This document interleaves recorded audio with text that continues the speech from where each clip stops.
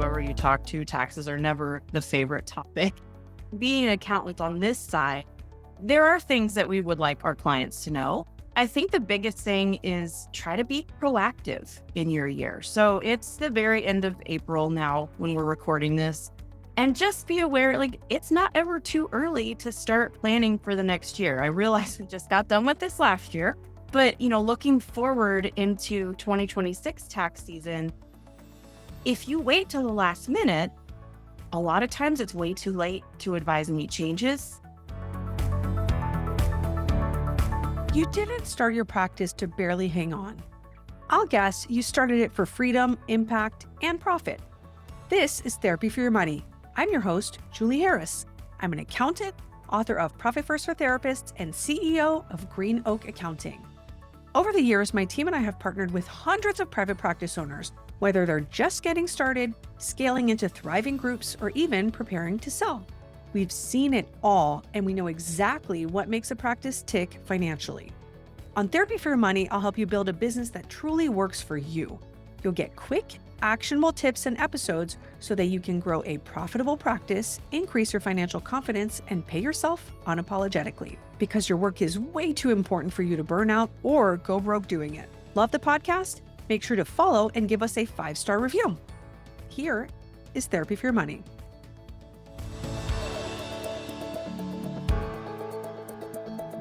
Hello, and welcome to Therapy for Your Money. Today I am chatting with the one, the only, Jacquie Carter. Hi, Jacquie. Good to be here again today. Yeah, you're the most frequent guest on the podcast just because you come on every quarter. Jacquie is part of our accounting team at Green Oak. She's an accounting manager who's been with us over 5 years now. So Jacquie's been through a lot with our clients. And every quarter she joins me on the podcast to talk about kind of what's the word on the street. That's how I like to think about it, because you're in the weeds with your team and their clients and the challenges that are going on. And then you meet with some of our CFO clients. So you just got a really good idea of what is going on. And we're recording this like right after tax season. So we have some tax thoughts as well. So where should we start today, Jacquie? Yeah, I think it's good. Let's jump in right with those taxes. I think it's always a stressful topic with business owners, individuals, whoever you talk to. Taxes are never the favorite topic. But, as being an accountant on this side, there are things that we would like our clients to know. And it's just, I think the biggest thing is try to be proactive in your year. So it's the very end of April now when we're recording this. And just be aware, it's not ever too early to start planning for the next year. I realize we just got done with this last year, but, looking forward into 2026 tax season, if you wait till the last minute, whether it be, January 2nd, 2027, or, a couple of days before the deadlines, a lot of times it's way too late to advise and meet changes. It's often too late to kind of get with the tax team or your tax preparer. It helps you have the less surprises if you plan ahead and meet with the tax preparer before the end of the year. At that point, they can kind of help advise you depending on when they're meeting, September, August, kind of a good time to touch base with them. And just to see if there's anything that you can do before the end of the year. Because we do get to a point where it is too late to advise any changes. And if you wait until that last minute or into 2027, there's very little we can do to help you mitigate your tax liability. Yeah, and inevitably every year there will be someone on, April 14th saying like, "Oh, well, I want to meet to talk about what I can do to reduce my taxes." And like really once the year is over, and especially that close to the deadline, like that's just very unlikely to happen, right? Like and this is the same at other firms too, but our team really has 60, 70 days to get all of tax done, right? Between the time you get your documents in at the end of January, really those come into the mail the first week of February, right? If we think about that moment till April 15th, that's really 60 to 70 days. So it's not a lot of time for all the things that have to happen. So by that point, like the tax preparers are really heads down getting the work done. And so there's not a lot that you can do when the year is over, but there's just not a lot of time for those planning discussions, right? So there's options of like, let's go on extension and talk about it later, where we're not as rushed. Also, like there's just only so much to be done. So I really love when um those discussions can be had earlier in the year, right? Like if you're looking at your books in August and noticing, and I'm assuming that some of our listeners are not working with us, right? So they're noticing like, oh, I'm making a lot more money. Great. Mhm. Have a conversation before the end of the year. Like there's a lot of things that you can do before the year is over, but there's no magic wand that accountants have or tax preparers have to just like make your tax liability go away, right? Usually it will require you to take action and do some things and do some tax planning. Um, and that requires time, right? Like you are going to need to do some things and have available cash flow to move around. So we just want to make sure that you have enough time to be able to do that. Yeah, and I think another important thing to realize is as you go through the year, you know, things that happen during your year can absolutely change the estimates on your tax payments. They can change your tax Mhm. situation a lot. So I think, keeping in mind like divorces, marriages, new babies, we've had a lot of new babies and then Yeah. joining the GOA family this year. Home purchases, additional income, like everybody seems to be, wanting to have a side hustle. All of that goes into it. Even, if you're looking at having additional withholdings, if you're wondering the difference between married filing separate or joint, those are questions that can be asked before the end of the year, and they can advise on that then to where you can kind of go into the end of the year with a much better idea of where you are. And, if you're like with our situations, right? Like, reach out to your accounting team. There's always somebody that's going to be able to help either, put you in touch with tax, answer the question themselves, something, even if you all don't work with us, talk to your accountant. It's worth that conversation, but just keeping in mind the earlier you do it, the more chances you have of actually being able to make advantageous moves Yeah, for the this and individual. definitely. Mhm. All right. Our second topic today. What are you Mhm. seeing? Yeah, so I know, there's a lot of stuff that is popular on social media. There's a lot of people who have very strong opinions about tax, about accounting, about what you should be doing with your practice. But when you have a trusted financial partner, whether it or not even financial, but like a lawyer or an HR professional, accountant, if you have developed a trusted relationship with them or are aiming to, those people know your specific situation. Mhm. And so sometimes when you go into that working relationship, you have a set of perceptions, which is very normal, right? You have a lot of things you've heard from somewhere, a lot of things you're like, "Hey, I saw this somewhere. Is this right?" My my favorite yet unfavorite one is ChatGPT. We love it, but we also don't like it. Yeah, several things, and I've had that conversation with several practice owners too. Like patients will come in, well, ChatGPT says, right? We know that there's so much Yeah. more that goes into their sessions. There's so much more that goes into our relationship with our people. Trust the people that know your situation closely, and I think the thing is that when, sometimes they're going to tell you things that you don't want to hear or don't want to believe or Mm. are surprised at hearing. I often tell people we're not in the business of fluffing feathers, but we're going to tell you, but we're going to tell you in love, right? Yeah. Because we can hear. The Uh, hard truth, yes. that you need to hear sometimes. Like if there is, Yeah. we're also going to be your biggest cheerleader, but if there is Yes. something that you need to know and that you're kind of avoiding over here, we Mhm. will tell you. Yeah. And I've had people get upset with me for telling them things, but I've had people be grateful too. And I think there is that moment of, everybody has that moment of defense where they're like, no, no, no, that can't be true. Right. And it's okay to take a second to process. Yeah. I think the biggest thing is just keeping the lines of communication open and not shutting yourself down to the I can't, because yes, you can. And oftentimes you kind of have to if you want to get your practice back on track. Sometimes it's to the point where it's going to take a lot to get it back on track, depending on what's wrong. But if somebody's in your corner telling you that for best interest, it, ask the questions. Ask all the questions in the world. I know at least as far as we are concerned, we're happy to educate our people as much as they Yeah. want to know.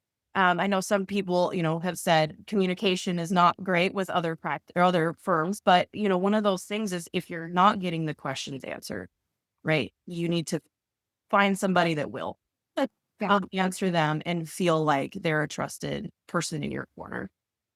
Well, and our practice owners know surely, like ChatGPT is really good at confidently giving wrong answers sometimes, right? Because it doesn't have all the context. It's very smart, but like it often doesn't have all the context. And that can happen in a clinical question, but it can definitely also the same thing happens to us, right? Like it does not have all your facts and circumstances. So it can confidently answer you incorrectly. And there are no stakes for ChatGPT, right? Like it doesn't matter if it gives you the wrong answer because it has the little disclaimer at the bottom, but it's not a licensed professional whose license is on the line, who does continuing ed, every single year. Like it doesn't have anything to lose. Yeah. Whereas like we want your business to succeed. We are licensed professionals, right? Just like clinicians are. And so those are kind of two different things. Like when you're getting advice on TikTok, like those are often just unlicensed people giving crazy advice, but like they have nothing on the line. They're not signing anyone's return. Doesn't really Right. matter. Jack, I'm really curious what kind of things you hear, like, oh, I can't possibly do that. I couldn't possibly. What kind of Yeah. advice are you getting when you get that answer? Yeah. The biggest one is payroll. And we've had that question. We sometimes have people come in and their payroll is spot on and they're doing well. We also have people come in and they're paying their people a lot of money. And so there's not always a one size fits all answer, right? It could be, let's look at your benefits. Let's look at what all you're paying for. Let's look at the capacity of your staff, right? There's a lot of different things we can talk through. It doesn't always have to be like you have to reduce salary or pay or whatever. Oh, But there is some things to say, like, sometimes those things have to change, and that's just a conversation. And I think the biggest piece of those conversations is being open to like, "Hey, something's not going right here. I can't sleep at night because I'm afraid my practice is gonna go. What do we need to fix?" And oftentimes, the first thing is the payroll situation. We need to just readjust, realign some things. The second one is trying to do too much. That's mm, entirely right. Like all the education, offering all of that, offering all the, retreats or things like that. It's like sometimes you have to scale back on the perks. Sometimes you have to scale back on the office goodies. You have to kind of realign what your expenses look like to make sure that, the most important things are being taken care of and those are the patients and your people. So it's one of those things that, every time you tell somebody they have to reduce expenses, there's a little bit of a pushback. Like, well, wait, I couldn't possibly. No, you can. It's totally fine. And if you get to the point where you're making a little bit more and everything's running a little bit better, you can add things back in. But a lot of it, it's the budgeting. yeah. Yeah. And sometimes I'll bet it's also accountability, right? Like holding people accountable to the metrics and the expectations that you have in put in place. Where if they're not meeting their clinical expectations, they probably don't get a raise. Or if you have supervisors who are not supervising, like they probably shouldn't be a supervisor anymore, right? Like people have to do the things that they're supposed to do. And usually supervisors or leadership have some kind of clinical goal as well, right? They're often not 100% overhead.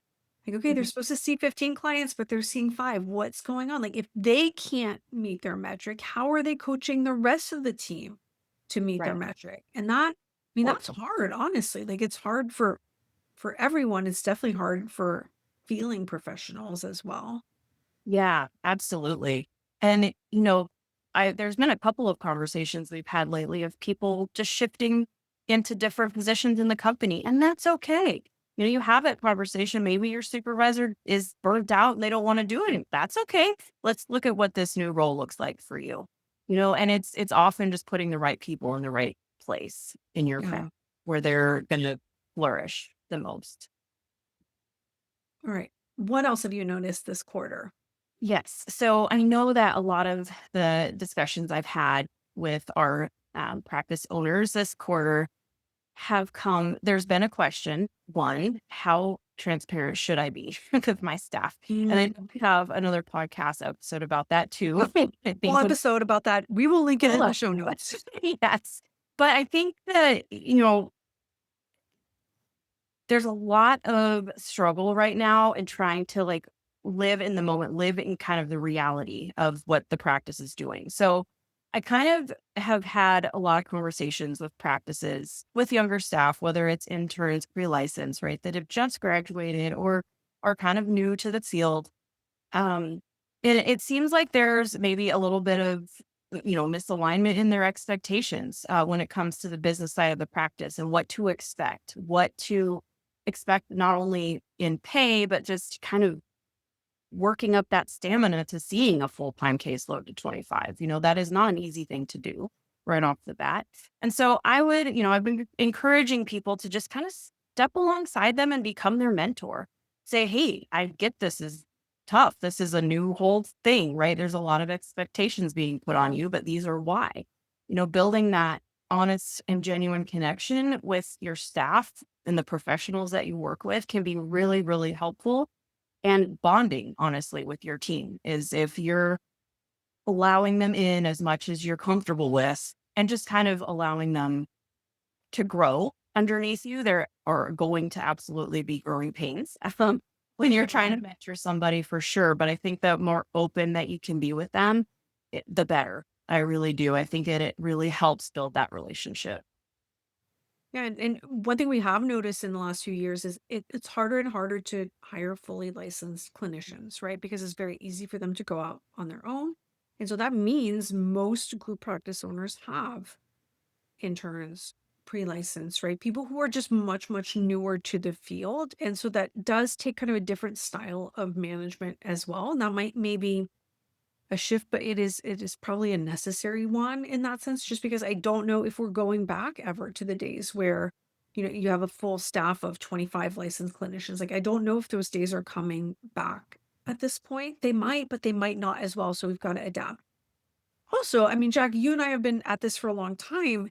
The Mhm. pendulum has swung, right? It used to be, 5, 10 years ago, people would get out of school and have the mindset of like, oh, I'm never gonna make any money doing this. And now we've kind of shifted, like overcorrected, possibly in my opinion, to these brand new baby clinicians are coming out saying, like, I want to see 5 clients a week and make 100,000 a year. Like, there is no world in which that math makes sense. But, like, how did they get that idea? I am not sure, and it's not that they're not worthy as people, right? It's a 0% a reflection of their self-worth. It's just a question of, like, the industry math Mhm. has to make sense as well. So, like, what do you think of those expectations? It does, right? And I think that there's always going to be the learning curve with somebody that's new in the industry, no matter what industry it is. Everybody kind of has to start at the bottom, Yeah. for lack of a better way to put that, right? Like there's always the entry level, but you have to grow into the position and you have to grow into the full time. It's not a skill that you have right off the bat. So I think, as far as the expectations go of full time, I think that everybody can get there. And I think that reality hits with people a little bit once they start going, they start realizing, kind of where they need to be, not only personally, but professionally, right? Like having all that time spent in clinical time. I mean, it's just valuable experience no matter what. And if you have a practice owner that kind of comes alongside you as your mentor, I think that is very, very helpful in the long run. Yeah. But speaking of kind of living in reality, Mhm. not every dollar of profit the practice makes can go straight home Yeah. in your pocket, right? What are you seeing? Yeah. So I know, like we said, we've been here for 5 years, kind of seen the ebbs and flows of the industry over time. It's gotten a lot harder to kind of do the marketing and get the clinician or get the patients in, right? And so sometimes when you have extra cash, it does not make sense to just pull it right out and, you know, go into your personal accounts. You have to save some of that in the practice. We've seen a lot of that where it seems like people have kind of gotten used to a certain way of living over the last few years. It's a little bit easier, right? Like you weren't fighting so hard to get intakes in and the revenue up. And so it's a lot harder to go backwards where you start having to kind of pinch your pennies again a little bit. And, it's not just with the industry, it's kind of with everybody, right? Like if you're going Sure. to do something, you have to put food on the table first. Right. And so I see that the disconnect there. Sometimes it is really difficult for somebody that has gotten used to a way of life. And then all of a sudden they have to kind of back that down. And what ends up happening is they pull so much money from the company that the company is now struggling Yeah. to make payroll. And Yeah. that's a really scary situation. And we see that happen surprisingly often, right? Where like the business is actually doing okay. It's the owner putting the business at risk. And we will definitely say something, but like we can't make you stop spending, right? And so that's the thing of like you have to take pretty swift action to not put the business at risk. Yeah. Right. And I would add to that, like, if you don't already have a line of credit for the business, like, please get one. Please get one before you think you need it. When you need it, the banks are not usually willing to lend. That's usually because you're in a difficult position. If things are going okay, great. Start that process now. And it also takes a surprisingly long time. It usually takes 30 days to get a line of credit from a reputable bank, right? Not a fly by night, like, oh, we'll get you money cash tomorrow. Like, that's really expensive money. For a real, regular bank line of credit, it's going to take longer than you think. So, like, please get that set up right Yeah. now. Yeah. Abs- All right. What else? Right. And I think kind of going into our next thought, not every project may be worth your time, right? We've seen a lot of practice owners with a large vision, which I think as business owners, you just innately have that, right? You um, see me, Jackie. yes, I see before. And that's okay. I think the things are like, think about what the time spent in those activities, right? Like the visions that you have. Think about that. What kind of the hourly rate for yourself, right? Like Mm, if you're spending time doing things that are really big picture and like really revenue generating activities versus something like where you'd be getting paid $20 for your efforts, delegate some of that. You mhm. don't always have to take it on yourself. We've seen several things where people have tried to develop their own EHR or CA or CRM, and it is the time spent is not ever really worth what they gain from that. And we've just seen that kind of derail practices a little bit. And Because of the focus, right? Like the focus is shifting away from the practice. Okay. it- yeah, the focus needs to be where it's going to make the most impact. And if the practice is struggling, then the focus needs to be there. And a lot of times we'll see that kind of start hurting the practice even more. And so I think one of the big things is on the big projects, pick the things that are actually going to move the needle. We've seen several big rebranding projects. Those typically don't do too much. Okay. Yeah, Okay. Jackie, you yeah, know I have a strong opinion when it comes to rebranding. yeah, Listen, once in a while, like it makes sense, right? But like you do not need to spend tens of thousands of dollars on this because no one cares what your practice name is or what your colors are. No one yeah. cares. No one cares other than you. You as Mhm, the owner care, no one else cares. I said it. I said what I said. Like people spend so much time on this. mhm. Pick something and move on. That's my opinion. Now, I Yeah, am an yeah. accountant, but, like, it just doesn't matter that much. Yeah, and we're looking at the rate of return, right? All of that money spent, how is it coming back to you? Yeah, Is that rebranding going to make the big difference that you think it will? yeah. And Like, then if you have no branding and you need that, that's one thing, right? Like, yeah, but redoing, your name or it doesn't matter. It doesn't matter. yeah. Okay.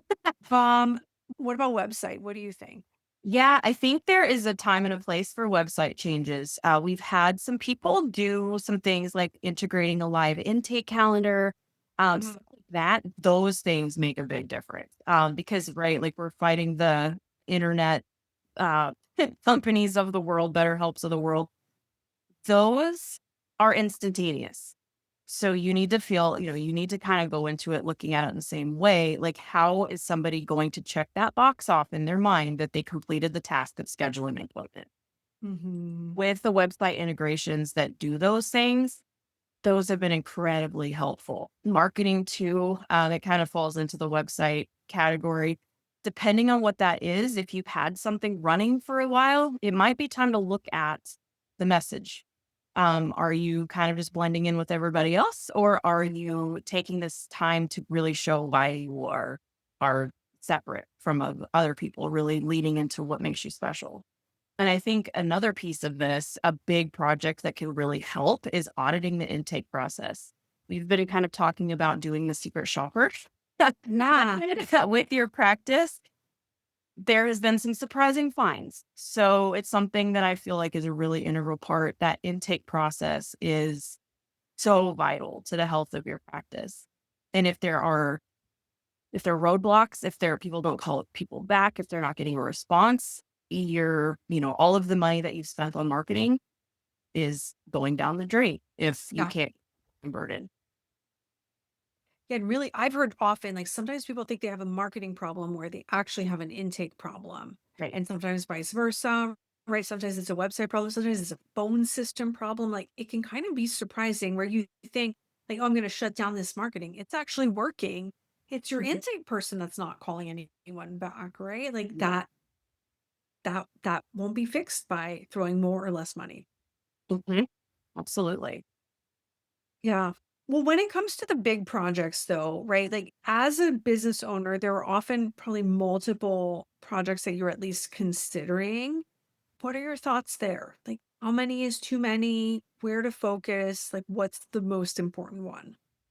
Yeah, I think, if you're looking at multiple big projects, the worst thing you can do is just sit there and think about them and not take action on anything, right? Because sometimes there's so much going on that we don't know where to start, and so it's worth taking a step in a direction on something that you feel like, hey, this is going to really move the needle with my practice. It's going to be something that I've wanted to do for a long time.